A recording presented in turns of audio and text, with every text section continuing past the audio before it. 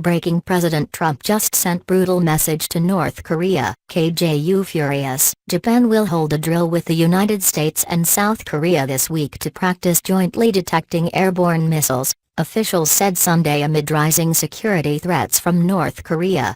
The announcement of the joint exercise, a sixth such drill since 2016, comes less than 2 weeks after Pyongyang test-fired a ballistic missile which dropped into the sea inside Japan's exclusive economic zone in late November, Reuters reports. The drill will be held in waters near Japan on Monday and Tuesday, Defense Minister Itsunori Onodera said as he visited a garrison in northern Japan.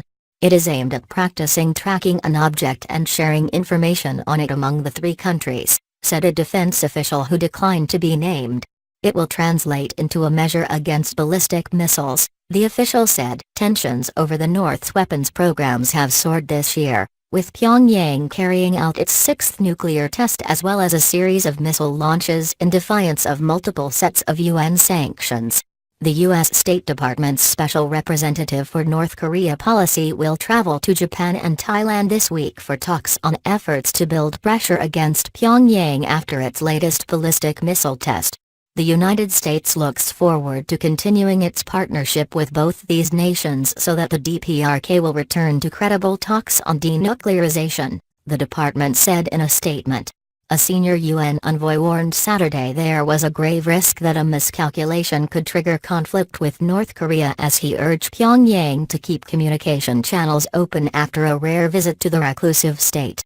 Jeffrey Feltman's trip to the North, the first by such a high-ranking UN diplomat since 2010, also came after the United States and South Korea launched their biggest ever joint air exercise. North Korea reiterated its view that these maneuvers were a provocation, accusing the drills of revealing its intention to mount a surprise nuclear preemptive strike against the DPRK. This week's exercises will be the sixth drills sharing information in tracking ballistic missiles among the three nations, the Defense Force said. It did not say whether the controversial THAAD system would be involved. The installation of the U.S. Terminal High Altitude Area Defense System in South Korea has angered China, which fears its powerful radar could look deep into China and threaten its own security. Tensions on the Korean peninsula are the world's most dangerous security issue, and must be resolved fast and diplomatically to avoid war, a top United Nations envoy said after a rare visit to North Korea.